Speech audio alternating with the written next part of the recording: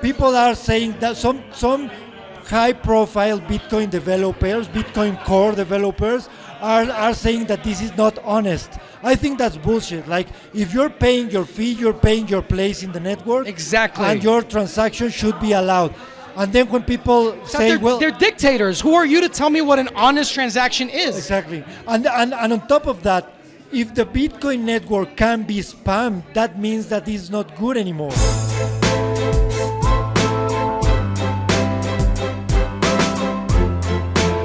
What up, Vigilantes? I'm here with Gus Grillasca. Goose is an OG Bitcoiner and world famous Pepe, rare Pepe artist. He actually led the revolution in what we know as NFTs. And his name again is Gus Grillasca. How do you spell your name? Well, Griasca is Grillaska. Right on. It's an Italian name. Yeah, well, from my ancient family. Okay, cool. Oh, nice. You have Roman heritage. Okay, cool. Look, so NFTs are not just pictures like people think. They are going to be everything. They're really going to be everything. And so we right now are at the embassy for Liberland. And what brings you to be here? I mean, you're Mexican, right? Yeah, I'm Mexican. I was born in Mexico City. And this venue is our art studio. So basically in this building, we have a lot of different departments, all related to creative people. So we have music, cinema, plastic art or physical art. We have architecture, we have books, and I'm in charge of the technical department. I'm an engineer. We develop apps, and we have developed some Bitcoin wallets, and we pioneered on what now people call NFTs, way before they were called NFTs, and we built some of the first crypto collectibles marketplaces back in 2017. So this is the hub of creative people in Mexico City, all with a very freedom vein, with a freedom trend. We are strong advocates of freedom, and we don't want to be ruled by mobsters and being submitted by banksters. So we believe that people should have freedom to interact, to transact, and that's what the kind of message that we like to put forward with our art and with our projects. So something very special is happening right now, that the people within the BTC blockchain, Bitcoin, are putting NFTs on the Bitcoin blockchain, on the BTC blockchain. And this is called Ordinals. What are your thoughts about this? Well, it's interesting, the drama that is unfolding around this. So one thing that is important to note is that what Ordinals can do is not new. So there were other ways to put information on the blockchain before. Yes, and you were part of that. Some of the first NFTs, I have some very OG NFTs like this one here. I'll show you later if necessary. Yeah, we can frame it. And we made them with a counterparty protocol. That it's a protocol, it's a second layer on Bitcoin. Counterparty, yes, I remember. Yes, I remember. Yes. So that's some of the first NFTs that we created. But there are other protocols. So recently, Taro is being on the news because it's through this recent Bitcoin update that it's called Taproot. There are some other protocols coming up, and that's how we are here with Ordinals. Because most of the NFTs on Bitcoin, is important to note, are with second layers, like RSK, like there's also NFTs with a Liquid network. But Ordinals allow people to embed files on the blockchain through multi-sig wallets. And there's some drama unfolding because people are saying that you are going to be allowed to put big files on the blockchain. And hey, don't censor me, bro. I honestly think that the NFTs on Ordinals are going to be more valuable than NFTs anywhere else in the world. And I really know that. And I think that if you're not paying attention to this, you are going to miss out on probably the greatest opportunity in NFT history. Why is that? because at the heart of the Bitcoin civil war was this topic of conversation. Should we have data on chain?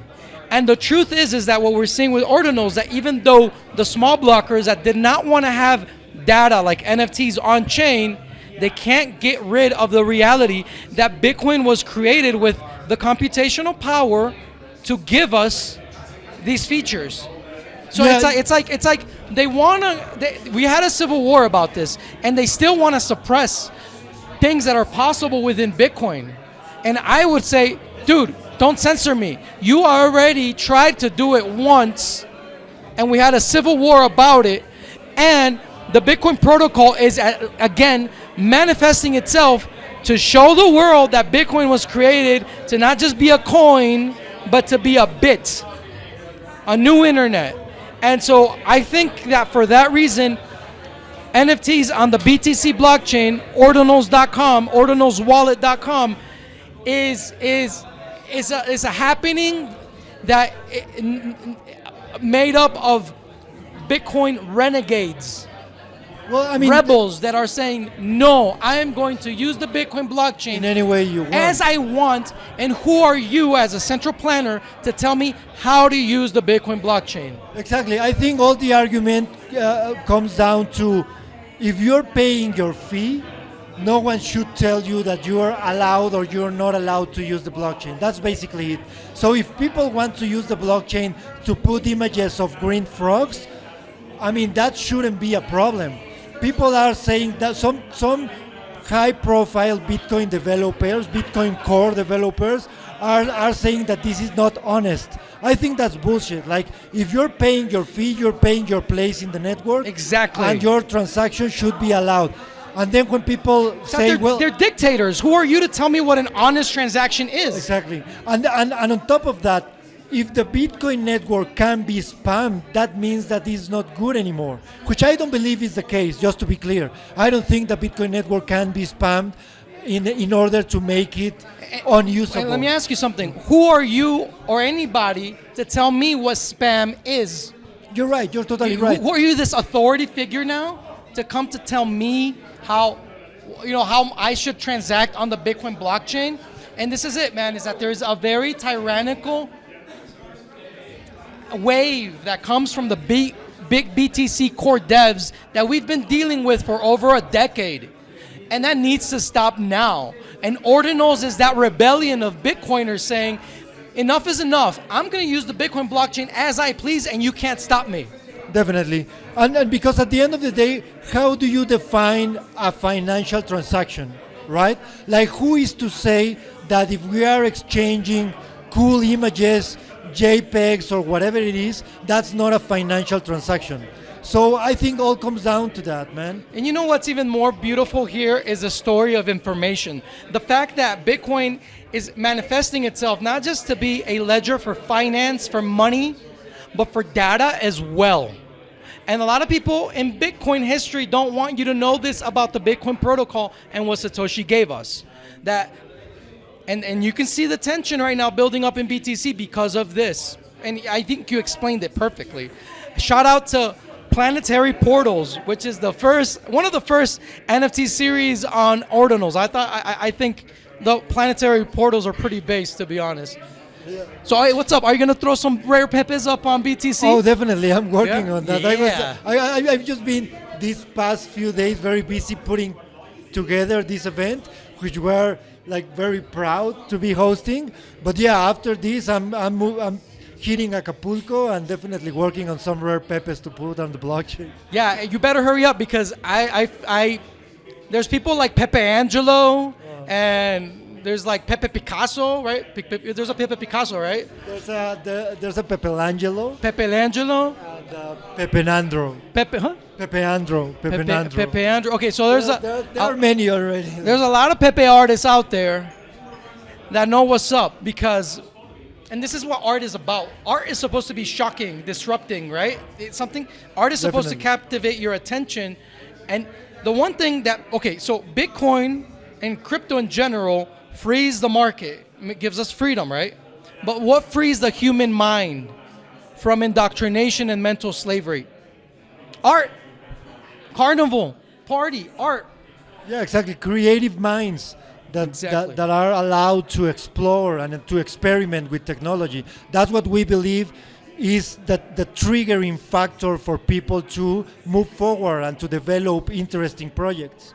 Yeah, and so we're at a place right now where it's really interesting that, and this is something that I've always said since the early days of Bitcoin, I've said, the engineers designed and created the spaceships. Then the businessmen came in and gave Bitcoin and crypto the fuel to go into the market. But who are the pilots of these new spaceships? You know what my answer has always been? What is it? Guess. It's the artist. The artist. The artists, because the artists know where we're going. And in order for you to know where you're going, you have to break the chains of mental slavery, what Jeff Berwick calls government. Mind control. That's literally what in Latin government means. Control of minds. So it's to break those chains of mental slavery, like Bob Marley says, and it is the artists. The artists are the pilots of Bitcoin, Ethereum. If a developer thinks that he is more important than an artist, you're wrong, man. Follow the artist. They are definitely the ones that are being pushing the boundaries, right? Always. And this drama unfolding with Ordinals is the best example. Like Yes. artists are always the ones that are trying to be disruptive. So I consider that very interesting, and I'm proud to be part of that community. Yeah, get him. So, okay, so we're here at Liberland, and what role do you see Liberland playing in the world of art and Bitcoin and crypto in general? Well, I think Liberland is one among other projects that are actively trying to disrupt the concept of nation state. That's what at least that's what I see, or that's what I find attractive from the project. So we are not just going to sit and watch how a bunch of people claim themselves owners of other people and rule over others. We need to put that into to challenge those ideas, and Liberland is a great project to challenge those ideas, because they are saying, okay, we can make our own nation state, we can make our own country, why not? There are other projects, I remember Beat Nation or other projects like back in the day. So these organizations are trying to challenge the idea of who's allowed to make their own country, being sovereign, have freedom to transact, freedom to make their own rules. So that's what I find attractive of Liberland, and that's an important role in the world right now. It's almost like you just described an art piece. You literally to me, as you were talking about Liberland, it really felt like you were describing a work of art, something that's disrupting, something that changes, people's perception of what the mundane is, right? The mundane idea of what government is, right? Weighted bureaucracy, right? Standing in the DMV line, right? It's just a bunch of like waste, right? And the fact that you described to me a work of art, it's really what you're describing to me. So are you involved in Liberland itself, or just the embassy? Well, I mean, I think I'm going to be more active right now, since I'm directing this venue, which is going to be a representative office of Liberland in Mexico City. So definitely, I don't see myself like a main role, but definitely I'm going to be helping for the cause of Liberland, at least in this city. You know what I really feel like the future is going to be is that instead of countries, we're going to have memes. I think instead of countries, you're going to be part of Team Pepe, right? Well, That's the way I see the future, where like you don't have to subject yourself to a system that you were born into, that you can freely choose, like, choose a religion, And so I think that Liberland in itself is, to me, kind of like an NFT of sorts. What do you think of that idea? Well, memes is a powerful idea. Yeah. So memes are a unit of information that flows from one mind to the other and have the potential of getting viralized. So a strong idea, a powerful idea gets memetic, and that means that it goes from one head to another. And we can see a project like Liberland, like Bitcoin, like freedom, all these big ideas spread, and in that sense there are effective memes. Okay, guys, look. If you guys still don't know who I'm talking about, again, research his name. What's your name again? You can find me as Gus Grillasca. How do you write it so that they can see it? So Gus as in Gus. Yes. And Griasca is Grillasca.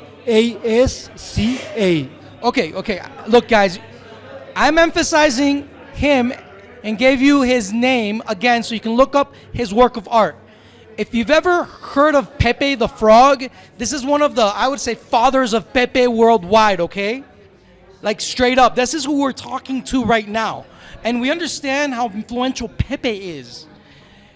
How the heck does an idea become mimetic? How did Pepe become the meme that it is? What did you guys do? What's the secret formula for this? Well, I mean, the story of Pepe is funny because, first of all, it's a frog, and frogs have played a very interesting role through all human history and throughout all kinds of cultures. So frogs are always this weird character that morphs and have ambiguous personas. Then this Pepe character came along around 2005 by a famous cartoonist, and it became a meme immediately.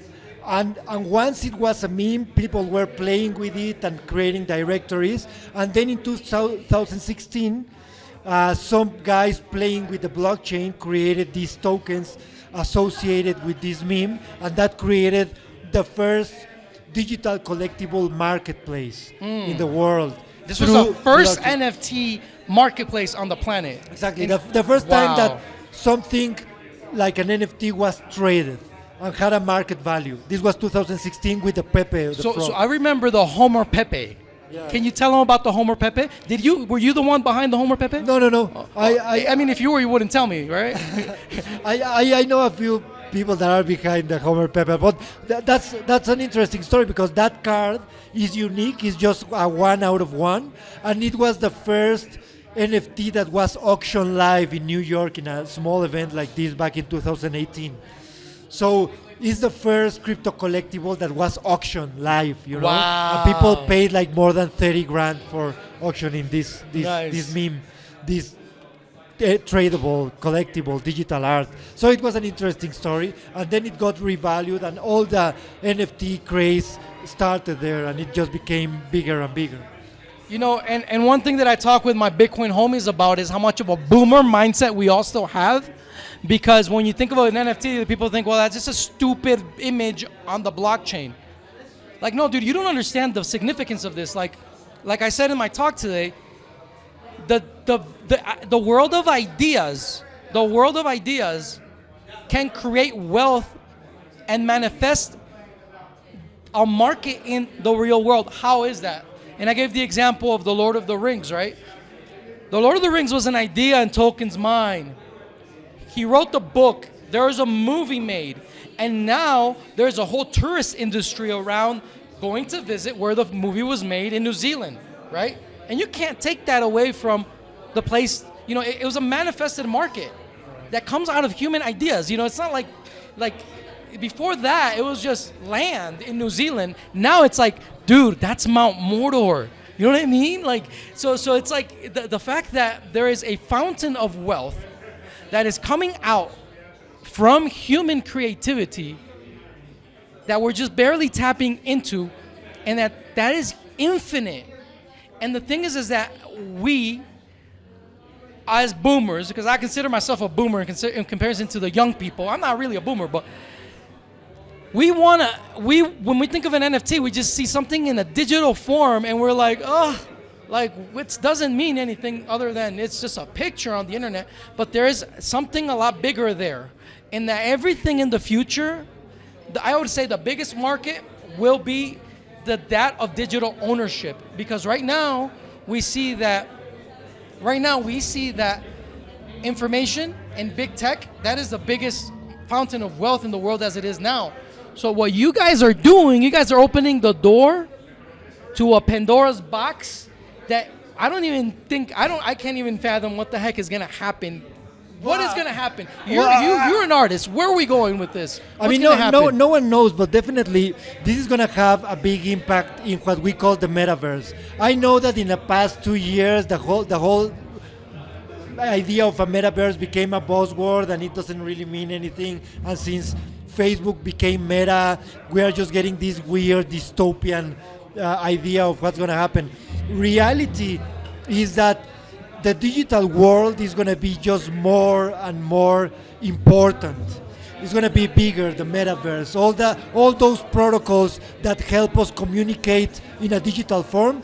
Those protocols are just going to grow. So the digital universe is going to be huge. So having digital goods, digital collectibles, digital money, digital property, that's going to be those assets are going to play a major role in the future of humanity.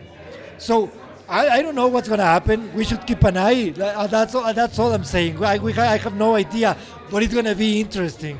It's going to play a main role in human societies in the future. So where can people follow your work? I'm on social media as Gus Grillasca. So I already spell it is Gus Grillasca, Gus Grillasca. I have a Twitter account, an Instagram account. I have my website. And I'm a teacher. I give workshops. I talk about technology. I host events like this. And I collaborate with a lot of creative people in creative communities of artists. I go every year to an Acapulco. I go every year to the event that the Bitcoin magazine hosts in Miami, Bitcoin 2020, Bitcoin 2021, Bitcoin 2023. I think there was no Bitcoin 2020 because of the pandemic, but 2021, 2022, 2023 is going to be in April. I'm going to be there. Nice. So I'm around the Bitcoin community, the artists, and the creative minds. That's where I want to be. There's people watching this right now, and they are probably thinking, man, well, I'm an artist. I am artistic. How can I jump into this NFT game? First of all, you should stop being a no-coiner. So you need to learn about Bitcoin. And all the other shit coins, I'm not 100% against, but most of that is bullshit, so just be careful. I don't think that all of the altcoins are scams, but I will say 98%. So focus on Bitcoin, learn how to use it, learn about technology. That's the first step. It's not as scary as people want to portray it. Learn about individual sovereignty, freedom of transactions, economic freedom, and that's going to get you in the right mindset to learn how to interact freely with like-minded people. That's my best advice. Hey, have you heard of Club Relay? Club Relay. And I'm not sure. Okay, well, I'm going to teach you something. Okay. All right. Hey, guys, thank you so much for being with us, Gus. Thank you for your time. And yeah, just follow this dude. He is a pilot of Bitcoin. Guys, artists, these technologies are already created. If there's any central planning technocrat that tells you how you should use these technologies, I would say don't listen to them. Be a rebel. Peace, love, anarchy, guys. Bye. What up, Vigilantes? I am on my way to go speak to the business association of this whole area of Acapulco called Bonefield, where we have Acapulco. We're going to set them up with crypto.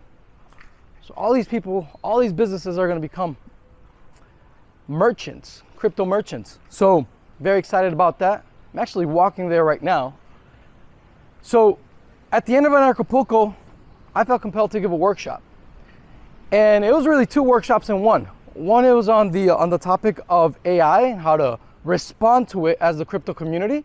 And we gifted you guys the tools, so open source, so you can learn more about how to respond to AI using proof of work.